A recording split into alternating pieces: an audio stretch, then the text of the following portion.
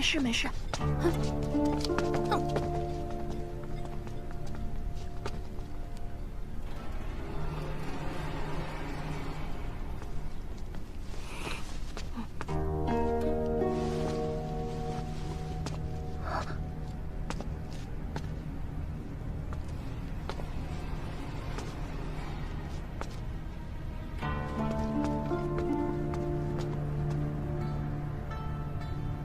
王爷，小人从来没有验过尸。怎么，连王爷都不怕，还怕这个死人？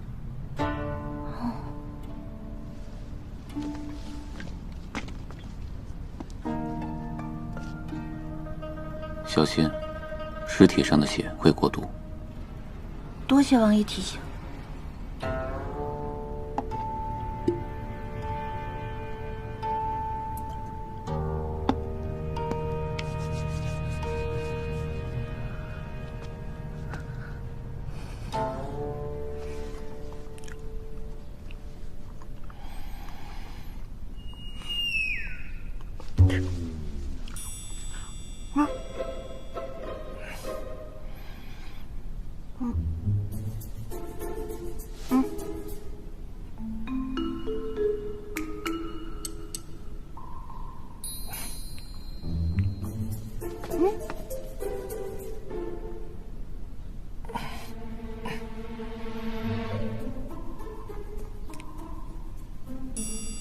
不是想吃吗？为什么不要呢？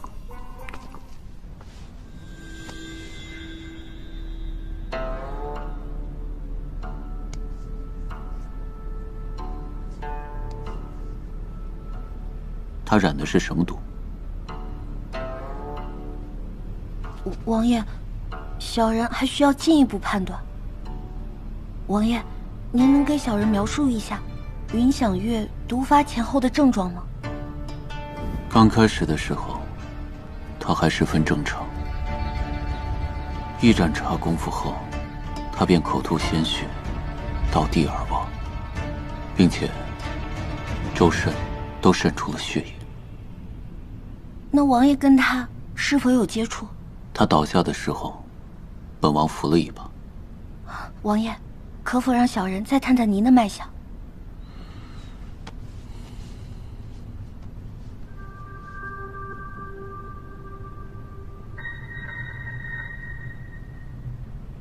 昨夜小人就觉得王爷的脉象十分奇怪，体内有两股气是互相焦灼的，可不知为何，却又气血翻涌，经脉紊乱。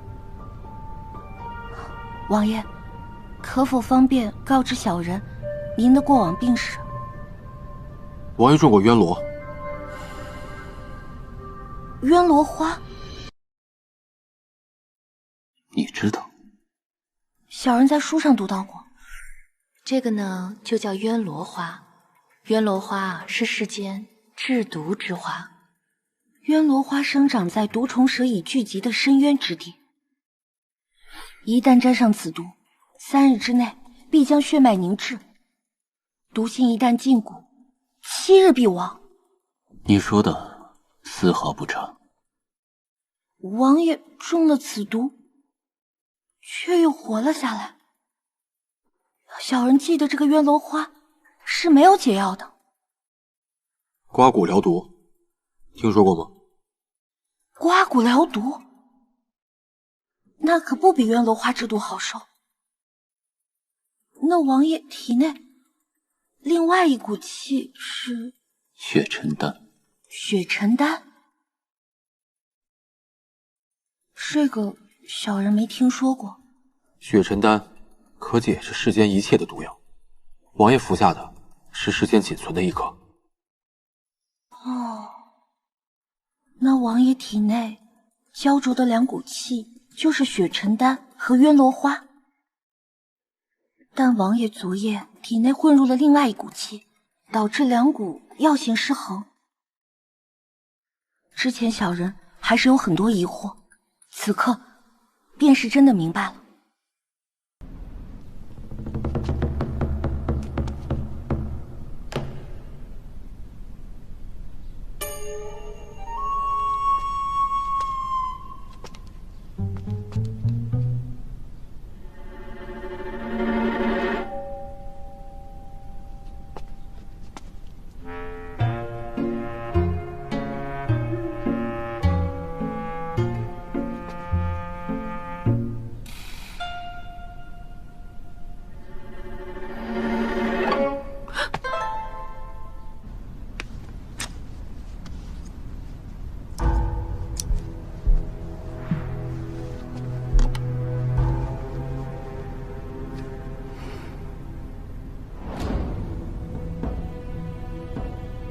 这毒是下在衣服上？正是，药涂于衣物，渗进经脉。但这不是毒，而是一种叫做还阳散的药。还阳散。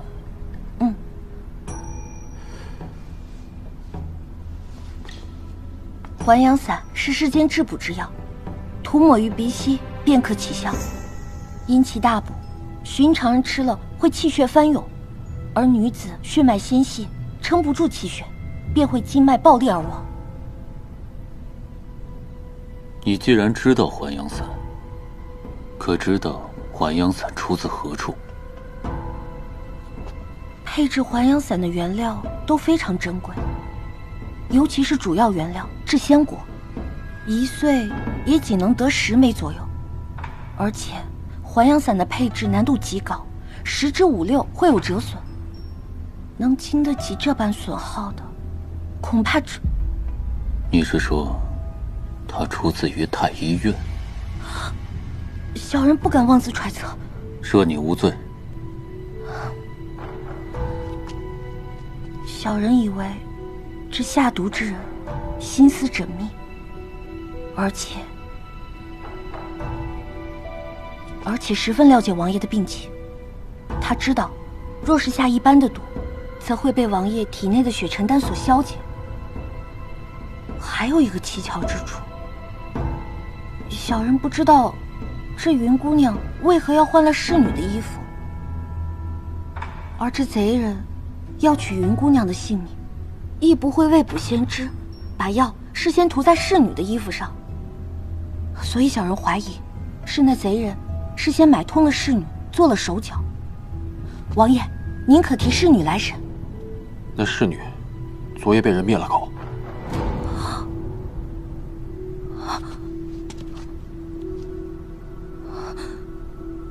灭口？王爷，小人身家清白，无意卷入风波。小人若真想害王爷的话，昨夜不管王爷便是了，还免得搅入这滩浑水。不是，小人不是说王爷的事是浑水，能为王爷效命，实乃小人之幸。但是小人灭口。知见，让直墨送他们回去。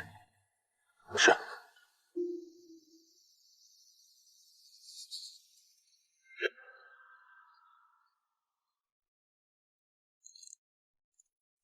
王爷，在小晴宫事发那晚，何心就已经开始调查这穆卓华的身份了。念。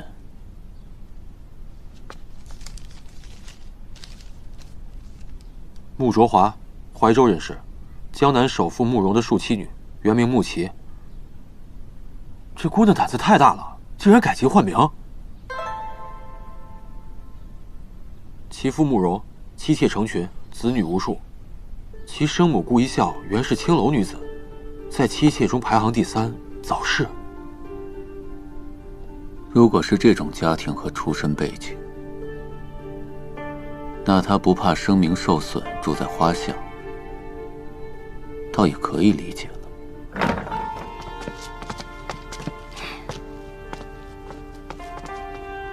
菊丽啊，其实昨晚我在小晴宫碰到定王殿下。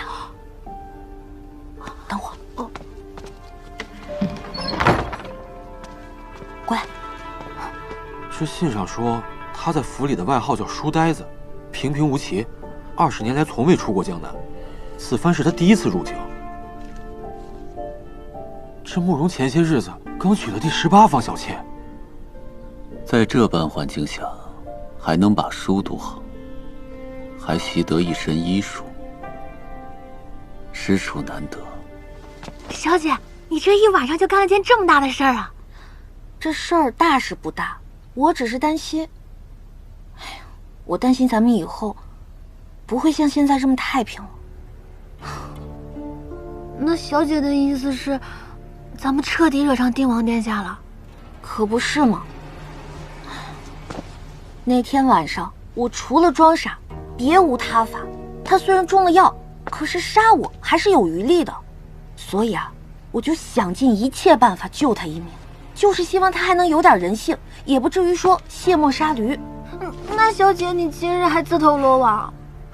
这云想月死了，我不能暴露定王殿下，就只有暴露我自己了。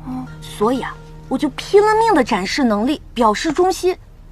因为装傻也没用了，只能让自己看起来有点用处。哎，小姐，那咱们现在算安全吗？只要这个定王殿下能确认我只是无意之中入局，那我想咱们这小命算是暂时保住了。穆奇用穆卓华之名，以乡试乙榜第25名考中举人，连他都能考中举人。这个名次，不显山不露水。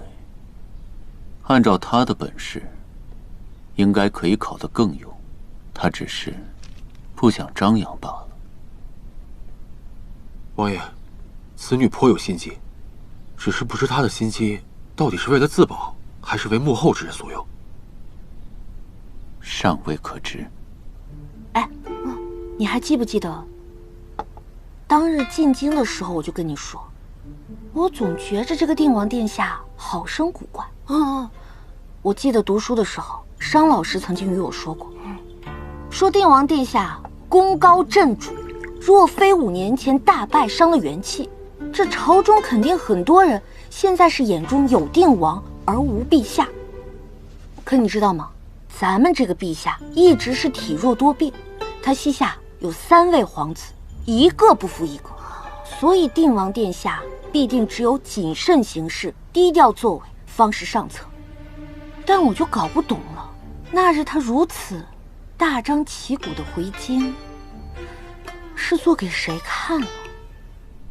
不过他说的倒也颇有道理。你是说哪一桩？他说下毒之人非常了解王爷的病情，对王爷病情了如指掌者又有几位？此事尚未查证，本王心里便有数。你去找赵院士，查一下穆卓华所说的还阳散，务必要查得水落石出，且切忌声张。还有，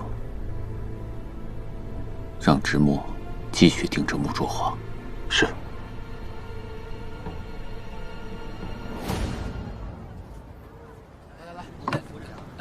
手脚都麻利点啊，好好干。哎，好嘞。来了。今日啊，就是寿宁节了。陛下千秋，普天同庆。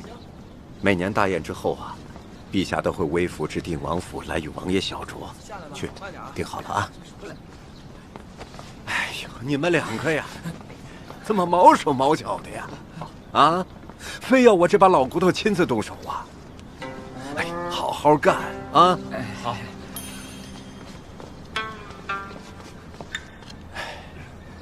多喜庆的日子，可这府里连个能主事的女主人都没有，全靠我这把老骨头。好好干啊！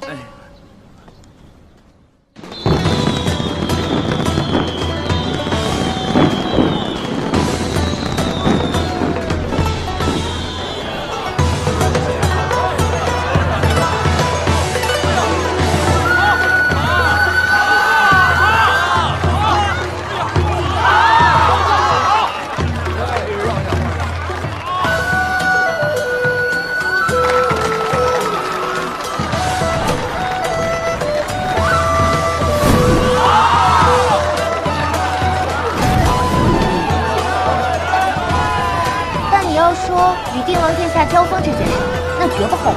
万一能被他看中了，那可是一步登天啊！小姐，你说这定王殿下也太抠门了吧？您都救他命了，他还不给您整金？别胡说，咱图的是定王殿下那点整金吗？那图什么呀？图帽啊！郭居烈，你这胆子不小啊，还敢让你家小姐我图定王殿下的帽？那不图整金还不图帽，那小姐图什么呀？我跟你说，图的就是万一哪一天这周管事真要找到咱们，那定王殿下能拉咱们一把吗？哦，小姐说的对，那您可得小心点。没事儿。这一带是皇城，再往前你看，那就是城楼了啊！谅他也不敢当街抓人。陛下登城楼。小姐，你看，哎，还有帝王殿下呢。陛下登城楼啊！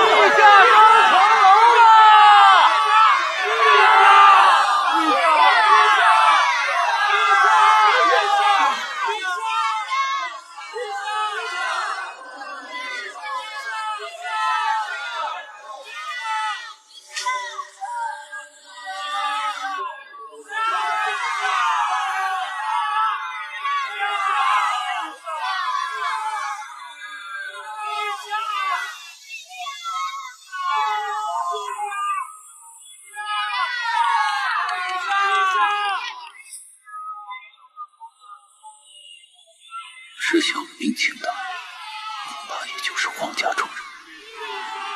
皇帝啊，每逢这万民安乐之时，朕就感慨，幸好你还在朕身边。陛下，这是您的福气，也是万民的福祉。即便没有臣弟在，也一定会有人帮您完成您的理想。你瞧瞧，老是把合该给你的好处往外推。臣弟才向陛下请赏，陛下便如臣弟的愿，重开了天下女子恩科。这份赏赐，臣弟可没有推之在外。皇兄，你是不是想念柔家了？娇娇是个让人心疼的孩子，她自幼丧母，又不是在朕身边长大。后来回到定京，这好不容易找到真心喜欢之人，却又天人永隔。这定京成了他的伤心地。自他去了江南之后，我们父女已经5年未见了。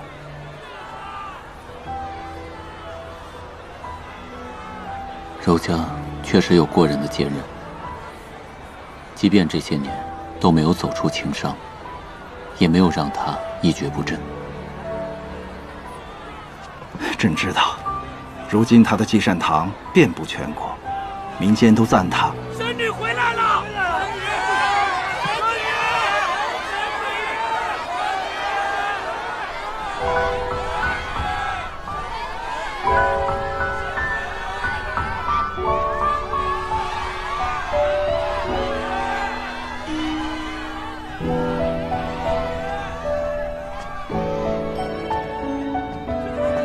父皇，不孝女回来了。回来就好。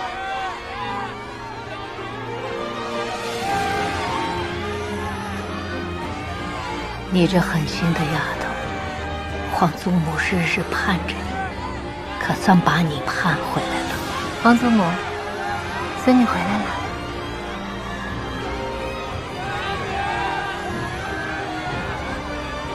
见过母后，见过皇叔。哎，小姐，他们为什么都叫那个姑娘神女啊？那可是柔家公主，是陛下最喜欢的女儿啊。5年前，定王殿下在拒马河大败，其中有一个人也战死在沙场，那就是公主的未婚夫婿薛孝堂将军啊。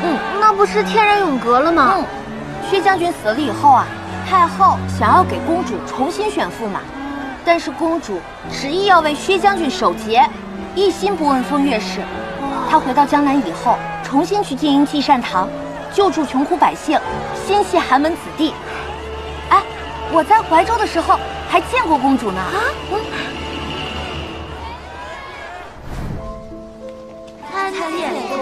参见公主。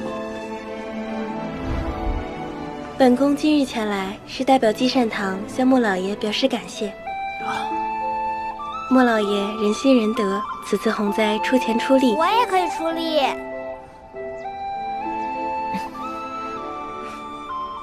好啊，做人就要有志气，咱们一起帮助灾民，多一个人就多一份力。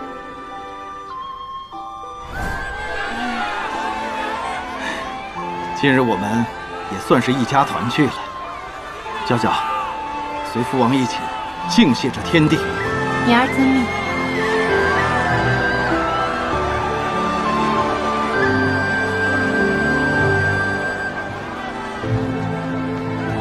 愿天清地宁，人灵古盈。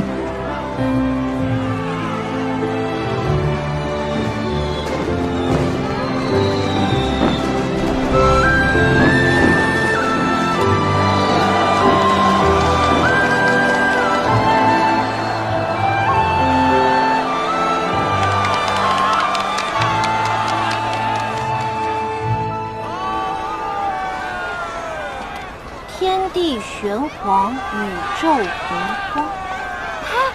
小姐，那边有糖葫芦，我想去买一个。别走远啊！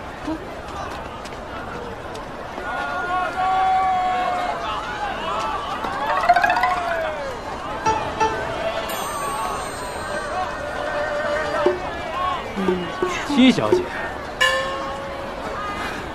你可真是让我们好找啊！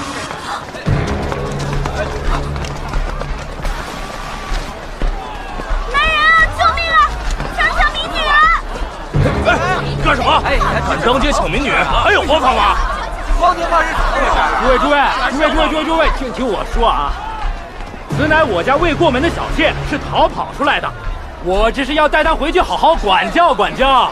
回家吧。你胡说！我们家小姐清清白白，跟你们一点关系都没有。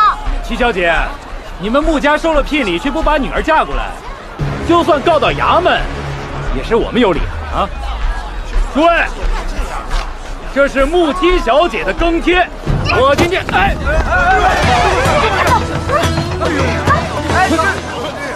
好，追！你们这帮废物！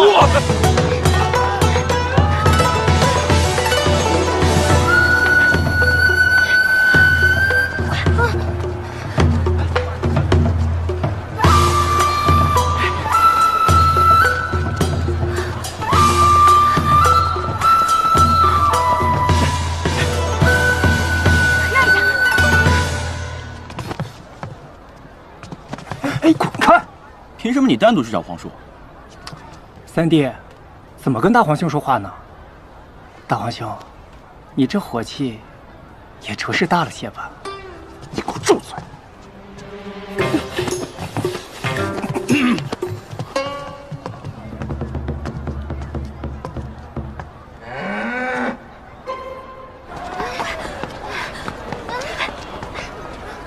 猜对了，还有奖品呢。公主，走。南望孤星梅月生，打一字。是庄子。哎呀，姑娘厉害呀！来，姑娘请听题：风里去又来，风前雁行斜，打一种花。凤仙。哎呀，姑娘真是聪慧呀！哈哈。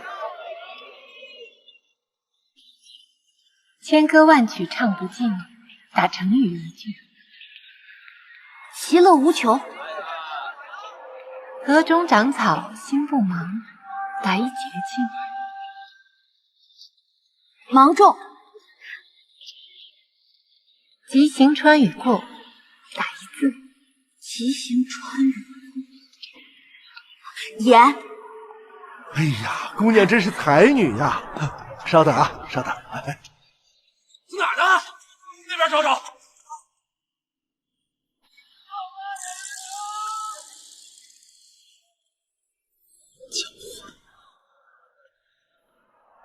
说谁狡猾呢？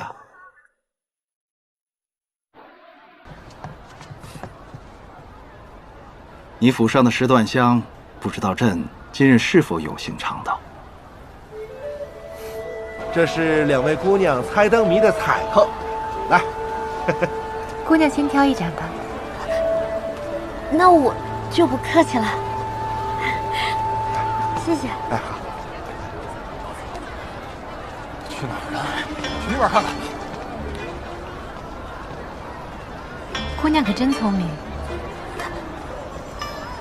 公主才是单枝无愧的才女。你认得我？城楼虽远，但是公主的身姿过目难忘。况且，在我年幼的时候，还受过公主的教导。那真是太有缘了。是在江南吗？公主，您记起来了。非也，只是听你的口音，应该是江南怀州一带人。我是延州人。那定是我记错了。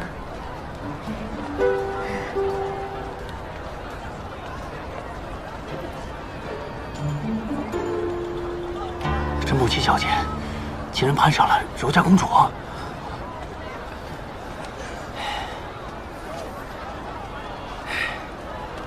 撤吧，再想办法。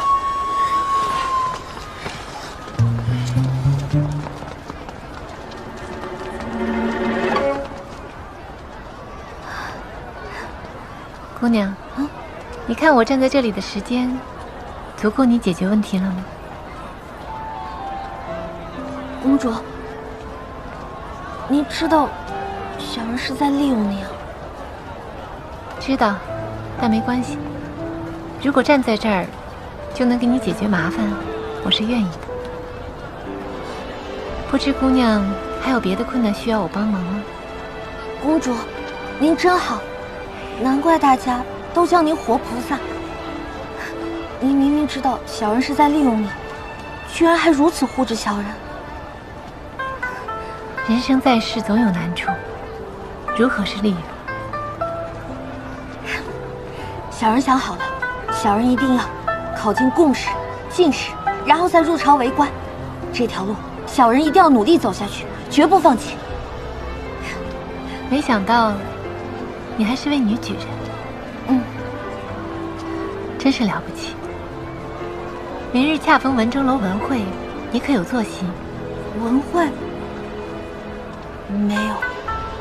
既然要参加恩科会试，怎能不去文征楼？小人为势所困，不敢走动。重开女子恩科以来，这女举人可谓少之又少。本宫同为女子，也只能为你这位萍水相逢的女举人做这点事儿了。明日你可去文征楼，提本宫名号，自然有人带你进去。多谢公主。真的没事了？没事了，没事了。公主慢走。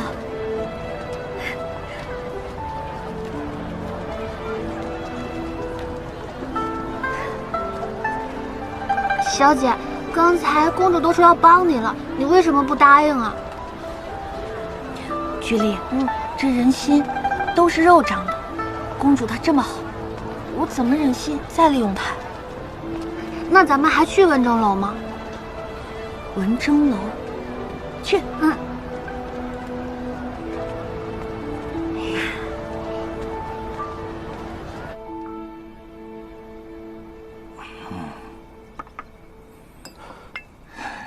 皇兄，哎，最后一杯。太医说你不能多饮，还说我呢。皇兄，哎，好，听你的。哎呀，娇娇从江南请来一位号称江南圣手的神医，真是难为他了，还惦记朕这一身顽疾。还有你这个关爱逞强的。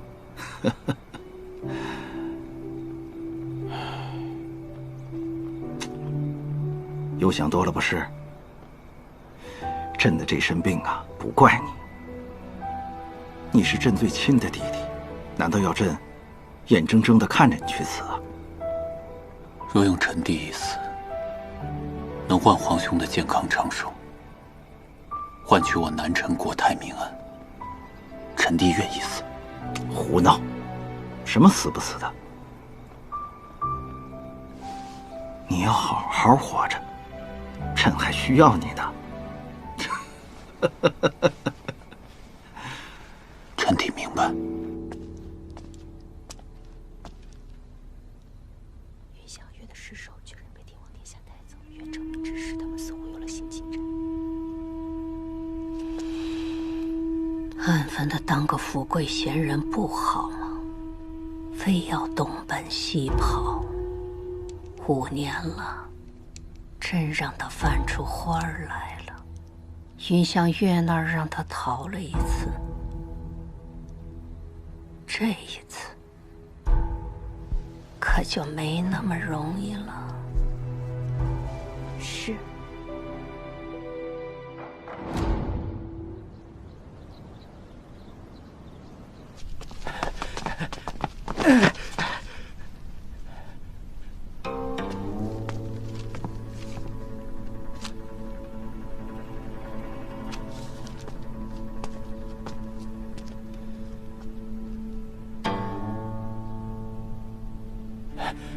王爷，这个，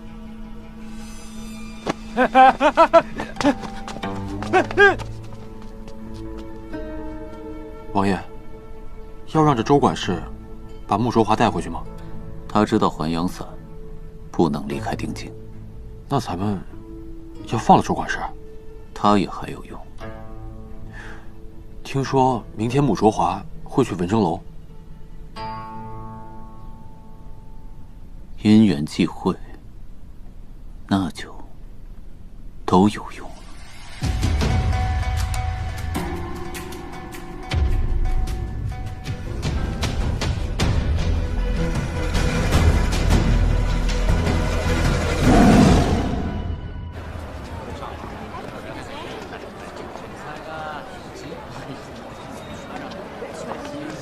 文墨领风骚，笑谈古今事。文征楼，居丽，这是哪几个字啊？怀州的文艺楼，五柳醋鱼，天下一绝。就知道吃，走吧。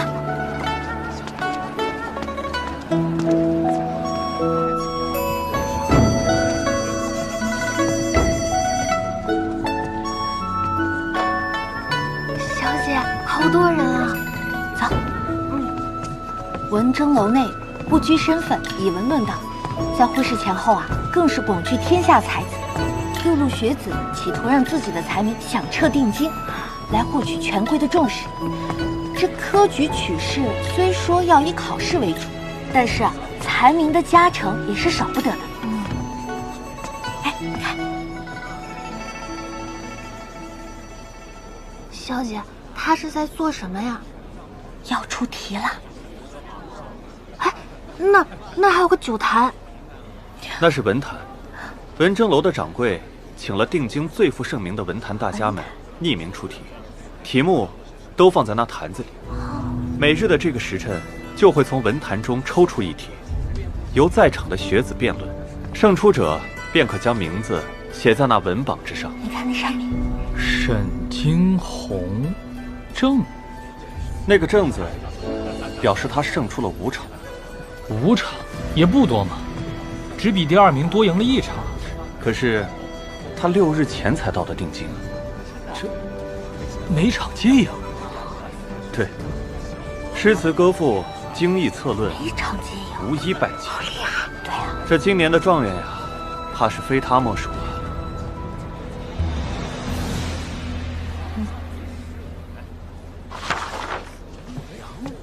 养虎为患，这题。这作何解？走。养虎为患。去吧。您好，请问柔家公主可有定座？客官贵姓？鄙人姓穆。啊，那便对了。柔家公主今晨便派人交代过，只不过临近会试，包间早便被订出。掌柜的给您留了一张外间的桌子。啊，如此便好，如此便好。穆学子，请随小人来。请。走。都安排好了。真好。请。穆学子，这就是给您预留的位置。好。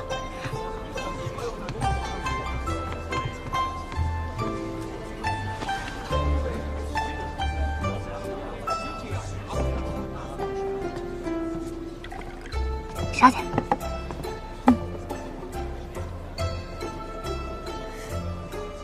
小姐，柔家公主还真是办事万分妥当之人呢。那可不是，所以她才那样令人敬仰。你看南辰，有谁说她不好的？对了，小姐，你刚才不是说扬名吗？怎么就做到这儿了？您看，今日这道题啊，来意不善。不就是养个大老虎吗？怎么就不善了？这问题啊，就出在这个“虎”字上面。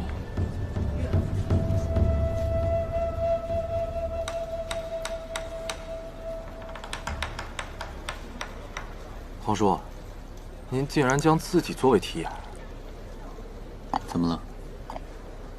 有什么不可以？我就是不喜欢别人叫你虎。那叫我什么？狗？不了不了，那还是虎吧，至少威风。只是那些视您为虎之人，是多想要南辰皇室内部征伐。难道我们这些人便不能有天理伦常，兄友弟恭吗？他说下毒之人非常了解王爷的病情，对王爷病情了如指掌者，又有几位？难？怎么难？我对皇叔你不就很真吗？你不还有2个弟弟吗？那先听听别人怎么说吧。好。养虎为患，重点就在于是谁养这头虎？是陛下，还是3位皇子？这题出的言浅意深，实则啊，是在试探民心呢。小姐，为什么就跟陛下和3位皇子扯上关系了？因为这头虎啊，它分明指的就是定王殿下。啊，大魔神啊！他是北凉的大魔神，却是咱们南城的战神。可是南城的战神，于某些人眼中，那就是功高震主。定王殿下那么可怕，小虎还是头大老虎？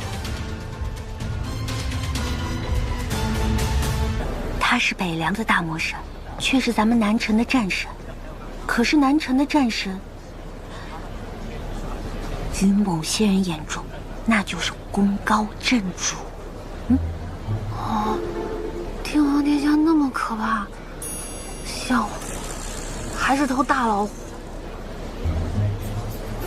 小姐，你还是别掺和进去了。我也觉得，这定京真不好待，步步杀机。咱们不过就想混口饭吃。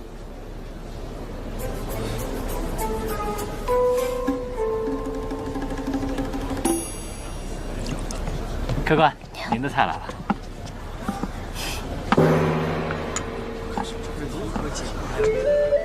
诸位，谁来答题？我来。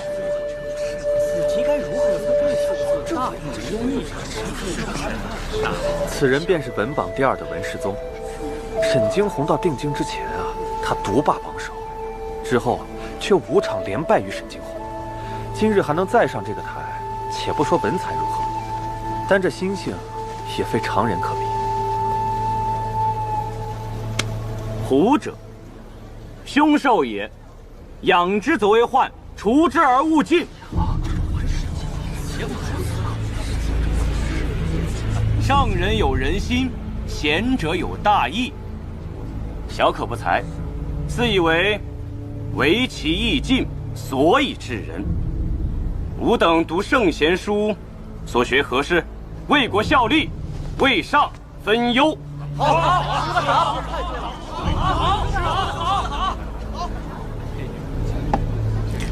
区一介寒士，也敢对定王殿下大不敬，怕是也知道这大老虎受伤了吧？大老虎受伤了？怎么受的伤呀？5年前在拒马河，定王殿下跟北凉军决战，陷入了包围，3万精兵死伤殆尽，就连定王殿下也是命悬一线。所幸的是啊，这大皇子带兵深入腹地，这才救下了定王殿下。不过话说啊，经此一役，这定王殿下也是伤得不轻，就交出了大半兵权给大皇子。文世宗怎么知道大皇子跟定王殿下不是一伙的？他们这么说也不怕得罪大皇子？那是因为你想的太少了，而他们想的太多了，你知道吗？他们以为定王殿下战败，乃是大皇子从中作梗，为的就是从定王殿下的手中夺权。他们脑子太复杂了。不过这拒马河一战，民间知道的也未必是真相。皇叔好像格外关注这个女举人。我也只是推测，这郾城之战的时候，定王殿下还是心思缜密，智谋无双。怎么3年后的拒马河战役，他反倒就是贪功冒进了呢？小姐说的对，人怎么可能越来越活回去了呢？你看啊，这定王殿下已有如此功劳在身，又为何要贪功呢？又有何功可贪呢？这是此其一。定王殿下对于北凉人的了解，已经达到了算无一策的地步。他又怎么可能在拒马河之战当中就如此轻易地中了北凉人的埋伏？这是此其二。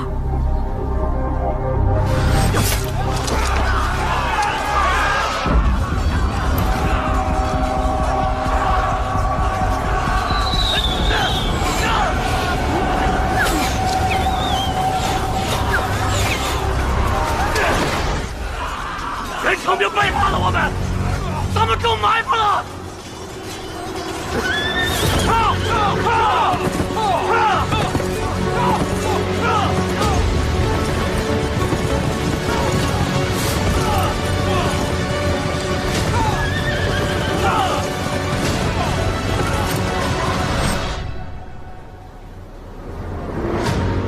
最让我想不明白的，这战役都已经过去5年了，为何坊间还一直在流传，说定王殿下贪功冒进，骄傲轻敌？这是此其三，我怎么也想不明白。连一个女人都明白的道理，却有一群不识相的东西，天天在父皇面前聒噪。辰儿，小姐，刚才照你的意思是说，定王殿下并无错处了？贪功未必，但是冒进倒是有可能的。您跟定王殿下这么熟了？不熟。这女子说的话太片面了。皇叔您以身作则，一统3军，那是多少人心中的楷模。哎，话说今日我是为了惊鸿公子而来，他却迟迟没有出现。哎，皇叔，您今日是为谁而来？为了一条杂鱼。听了这么多，还是文世宗说的好呀。有理有据，铿锵有力呀。快点！我看那沈惊鸿啊，怕是不敢来了吧？肯定不敢来啊！他怎么还敢来？诸位这般想念沈某，沈某怎敢辜负诸位的期望？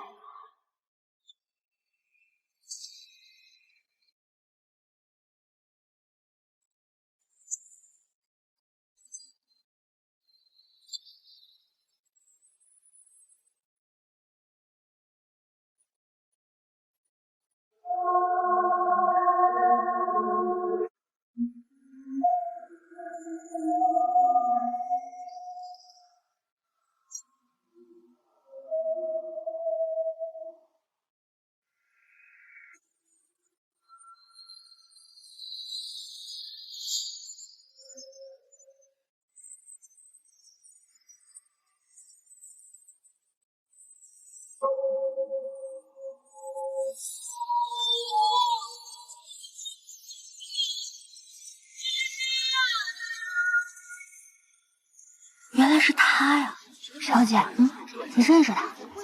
不认识。惊鸿公子姗姗来迟，可是让我们久等啊。不知惊鸿公子对于今日的议题有何高见呢？对呀，惊鸿公子乃是状元之才，想必见解不凡，能令我等耳目一新。是啊。让诸位久等。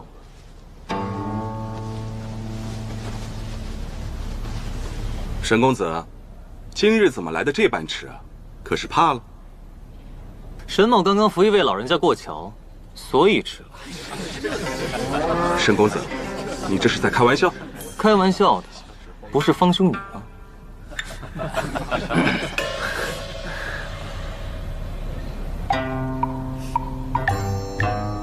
沈公子，这里是论道的地方，可不是说笑的地方啊。文兄来的正好，在下有个问题，刚好想请教。沈公子请讲。这天气乍暖还寒，文兄你打个扇子，不冷吗？文兄文采又那般出众，真可谓是文武双全，在下自愧不如。文武双全，文世宗啊！有辱斯文，有辱斯文啊！没事。君丽，你快听听那人的嘴，比砒霜还毒。从今日起啊，这文武双全可就成了骂人的话了。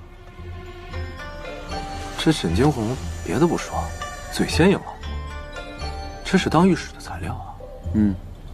他嘴是够毒的。沈公子既然是来答题的，何必先逞口舌之快？是啊，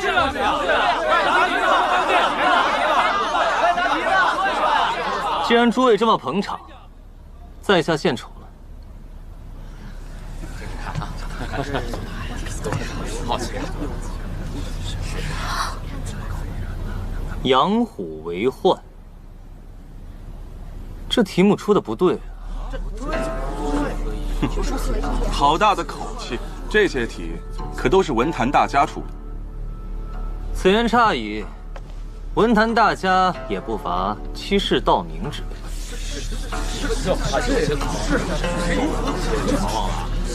黄背诗言了。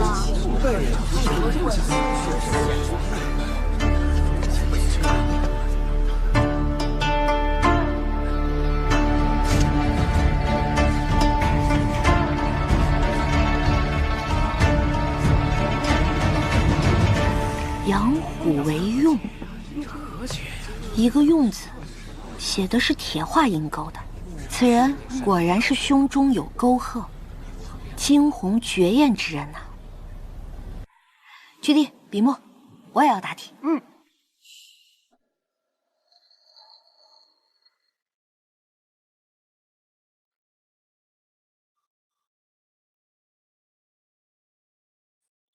养虎为用，这用字何解啊？既是猛虎，如何能为用啊？沈公子怕不是危言耸听吧？寻常人胆小，养虎自然为患。陛下无所畏惧，虎自然能为其所护。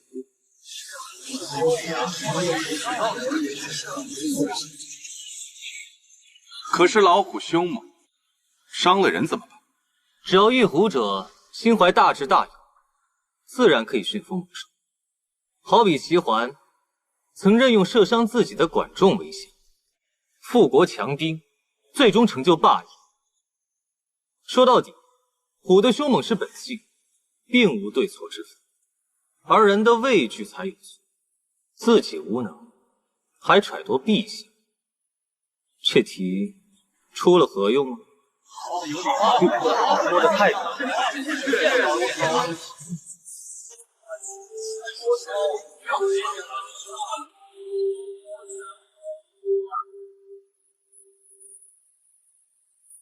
公主美女，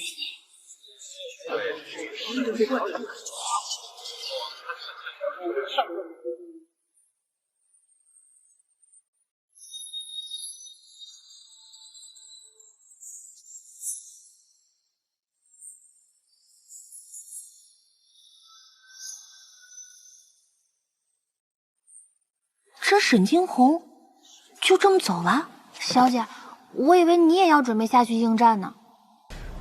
果然是个气度不凡的人物啊，只是也太会拍马屁了。若再无人对垒，那今日的榜首便还是沈惊鸿。这养虎为用，一下子把所有人的马屁都拍上，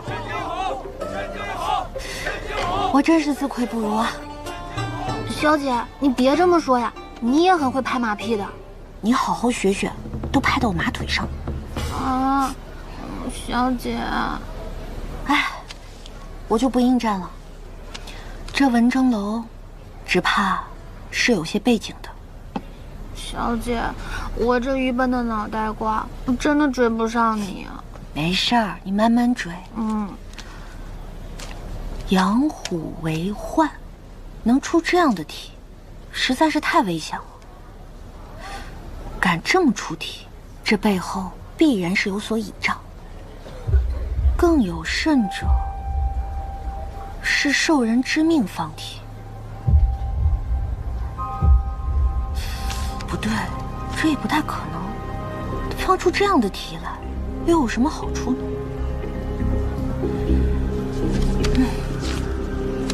走了。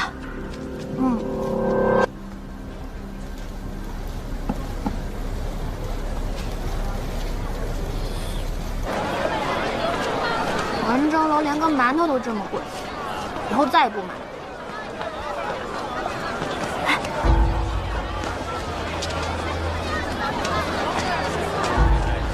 这跟屁虫，小姐着实难缠。我昨日刚借了柔家公主的事，没想到今日她又来了，这下不好办。小姐，别挡路。哎，定王殿下。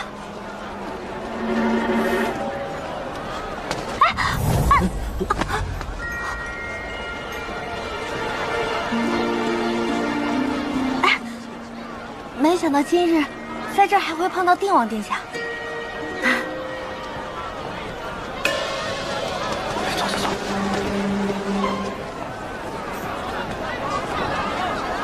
把你的小聪明用在正途上吧。哎，定王殿下，定王殿下，今日这文征楼出的题目如此大胆，小人之前一直是百思不得其解。此时此刻，突然茅塞顿开了。来了文征楼，却不上台宣讲，这有点不符合你追名逐利的个性了。神仙打架，殃及池鱼，小人只想升官发财，可不想受牵连。再说了，如今京城有了沈惊鸿这号人物，其他人想要扬名，那可就难了。就怕是扬名不成，反而成了文武双全之辈了。你追上来，就想跟本王说这些？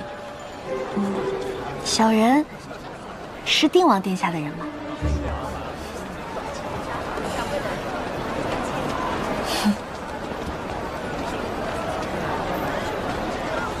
行了，你不要信口雌黄了。穆周华，你口中可有半句实话？我还说是本王的人，你算哪门子本王的人？小人，误会，误会。定王殿下，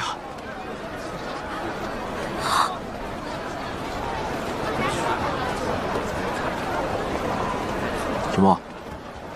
你跟我说说，这黄书葫芦里到底卖的什么药？那个人也是知县找来的？钓鱼，区区杂鱼，庞叔竟然牺牲至此，还当真是委曲求全。若不是本王打听到此人的下落，怎么会知你如此攀附本王，只是为了一己私利？我劝你收起自己的小心思，本王不会要无义之人。为一己私利，就一定有错吗？女子就一定要成婚嫁人，就不能实现心中抱负吗？定王殿下，您奏请重开女子恩客，可是您知道，您面前这位女举人，光是走到这文征楼前，就已经用尽了全身的力气。是，君子坦荡荡，小人长戚戚。但是小人为了生存之路蝇营狗苟，就一定有错吗？您问忠心，您看，这便是小人的答案。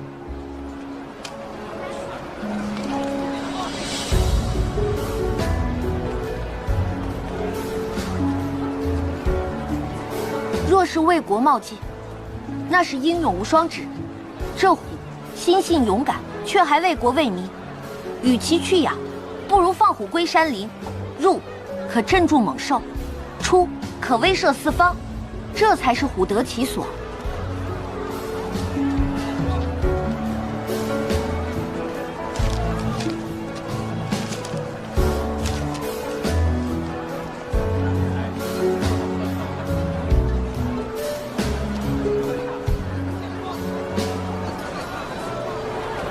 你不冒进吗？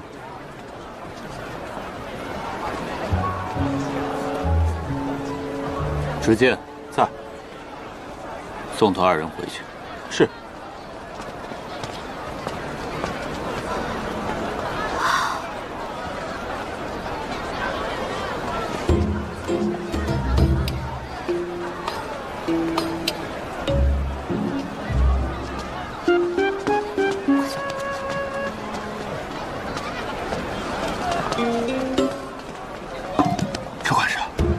车管事，走了人都。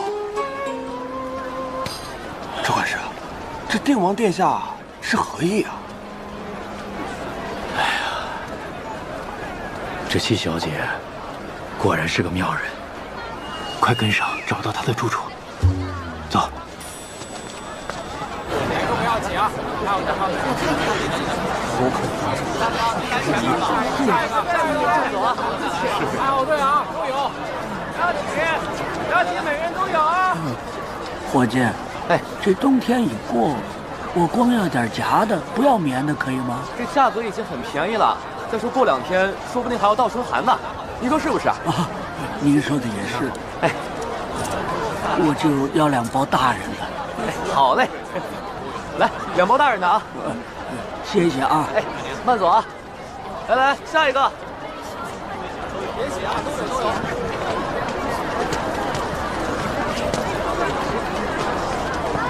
谭伯父，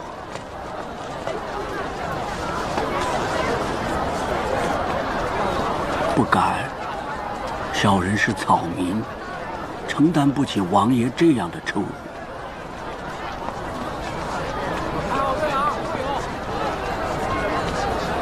为何不要小孩的衣服？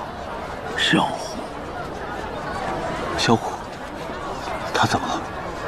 我家小虎得了伤寒。上个月走了，为何不告诉我？小虎是谭林唯一的孩子。找你干什么？谭林跟着你，不也死了吗？王爷有圣药，3万苍梧军救活了你一个。出征之前，我病在床上，让谭林不要去。这孩子死活不同意。我拖着病体到王府去求你，你怎么说的？你说你把谭林全虚全影的给我带回来了吧？啊！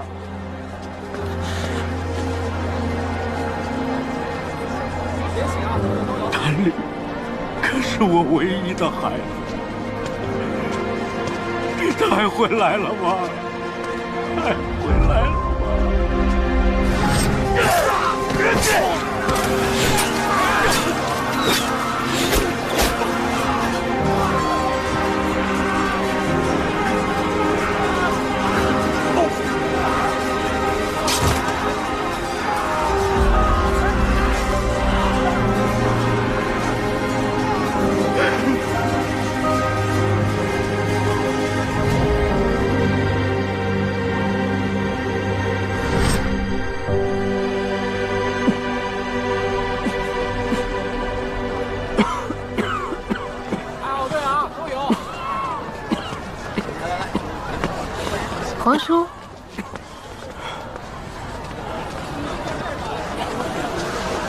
见过皇叔。皇叔今日怎么来积善堂了？刚巧路过，你忙你的。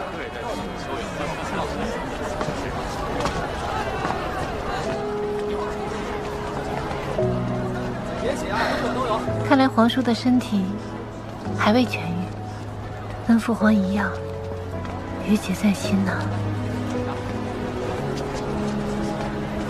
没想到这定京的积善堂开业第1日，就有这么多人上门求助。下一个。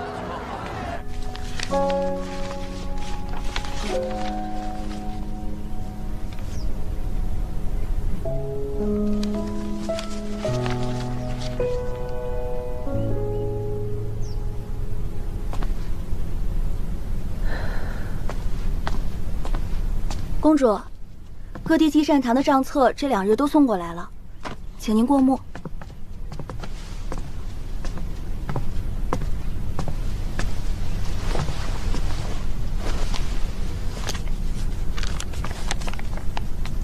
关于各间积善堂在过去1年内的银钱、粮食、木材、布匹、纸笔、草药的消耗，都一一记录在册。接见了3000余人，开办了10间学堂。约500名学子入学。公主，那些受到帮助的贫苦百姓和寒门学子都对您感激不尽呢。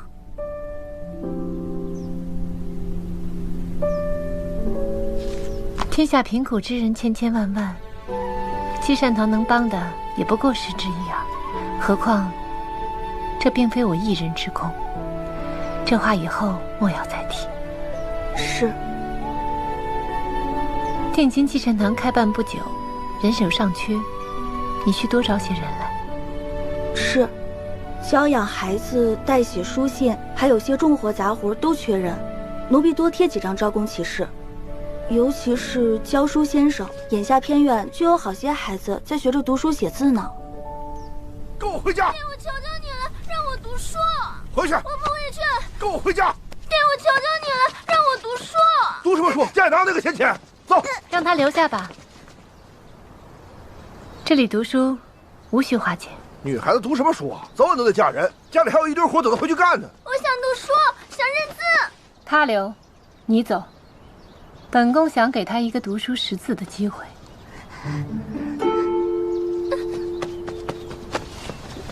你是柔家公主？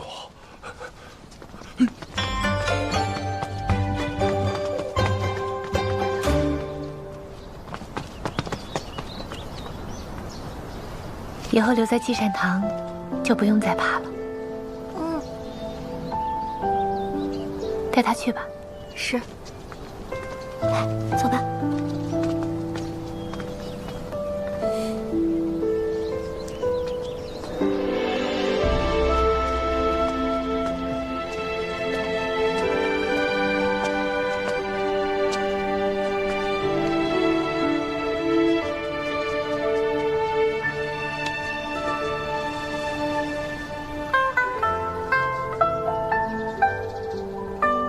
我看到此处在招工，便想来碰碰运气。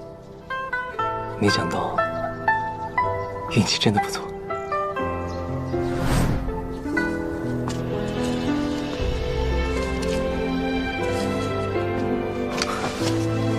公主，您是何时？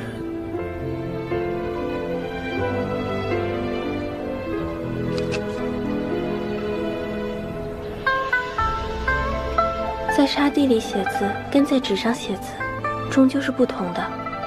你不必这般艰省。积善堂已经记了在下许多，笔墨纸砚都不便宜。那你以后也要在沙子上答卷吗？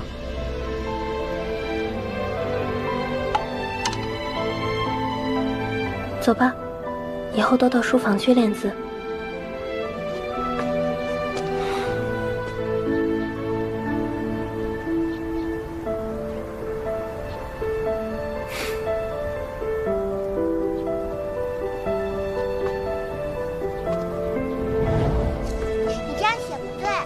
许久不见，你成熟了许多。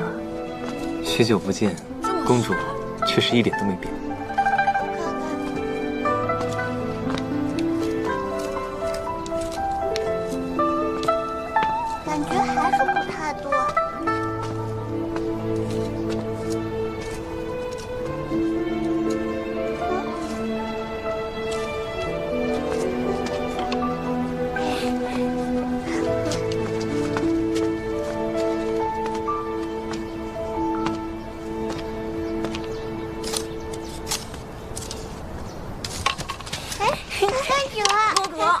久没来了，我们都想你了，我们好久没来了。时间差不多了，你们该去吃饭了。谢谢公主，谢谢公主。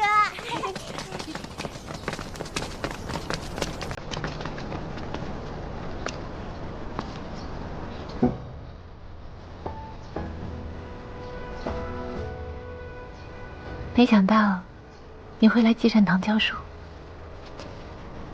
青红得公主负责，才能从那个闭塞小地方来到繁华的京城，所以也想帮帮其他人。马上就要会试了，你是状元之才，专心备考才是首要。放心吧，不会影响的。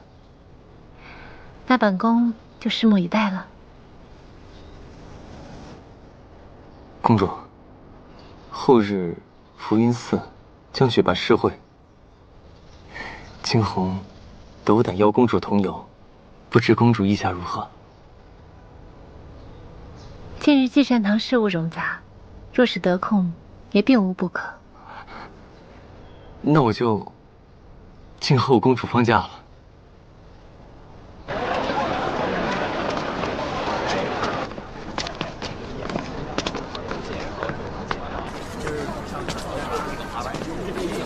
小姐，我开门去。小姐，哎，定王不是说要送我们到家吗？这还没到家呢。说的也是，送佛上西天，只送到门口可不行。不然你也可以吃了晚饭再走。我们家居丽的厨艺啊。你要干嘛？对啊，我只是好心。想感谢你送我们回来这一趟，至于这样动刀动枪的吗？小姐别怕，我在。没事，没事。好吧。剑已出鞘，必有高见。那你说吧。小姐，别以为这样你就当真攀附上了王爷，我劝你小心为上，千万别存着欺骗利用王爷的心思。直墨虽然看着凶狠，但他大多数时候只是吓吓人。可我不一样，我是真的会杀人的。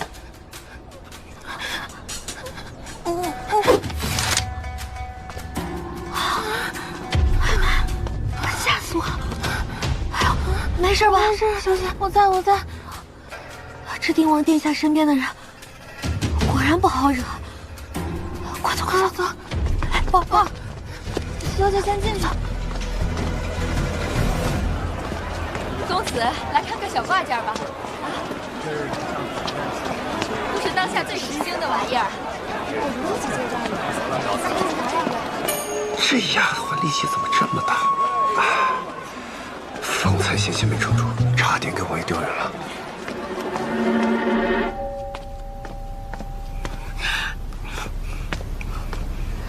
好了，别生气了，我现在就去告诉直墨。不对，是定王殿下。还想告状呢你？忘了方坚是如何评价定王殿下的？方坚说定王殿下不能人道。哎，小姐，人道是什么意思啊？非礼勿听，非礼勿言。这种话。这种闲话，万万不可乱传啊！不能瞎说。记住了？记住了。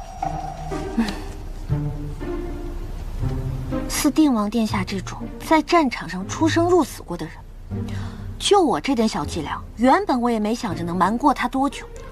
哎呀，只是居丽，我是真的害怕。你说，我只是个小人物，能活着谁想死呢？算了。只要能借他之势解决当下的麻烦，就已经很好了。我现在借到了吗？借到了呀。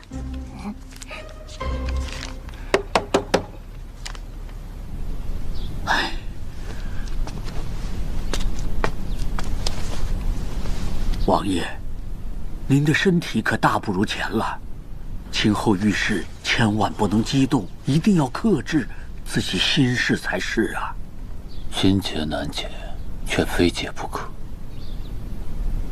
不然在黄泉路上，本王有何面目再去见那3万弟兄啊？另外，持剑曾经来问过微臣，可微臣行医数10年了，从来没有听说过还阳散这种药啊。微臣知道王爷对此事十分重视，我也旁敲侧击地问过其他太医，他们都说未曾听说过这种药啊。历年来，太医院的药方你都查过了吗？查过，确实没有记载。木湖州，哎呀，药方一事岂能胡诌啊？药方的比例那是有案例佐证的呀。那就有劳赵院士了。芝墨，帮我送一下。赵院士，请。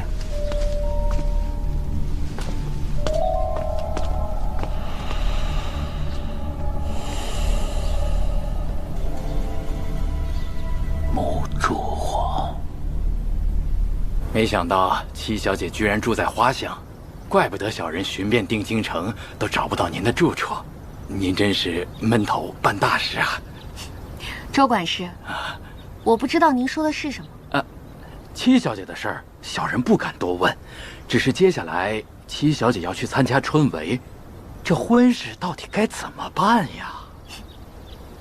周管事嘴上说着不敢问，却什么都问了。不敢。小人呐，也是想要回去复命，庄大人那边还等着信儿呢。等什么信儿？等我一举高中，荣归故里，还是等着我为达官贵人办事，从此平步青云？这，我知道你最近一直跟踪我，心中也有所不解。可是刚才你也看到了，在文征楼门口。这定王殿下就是默许了将来我为他办事，这才特意让人送我回来的。要是这点你都看不出来，那周管事以后如何能在庄大人那里得到信任呢？这几日我是看明白了，七小姐绝对是能成大事之人啊！那是自然。周管事，你也是个聪明人，多的也不必我提醒了。是得意后宅娘子，还是得意朝廷助力？我想，庄大人他心中自有分寸。你说对吗？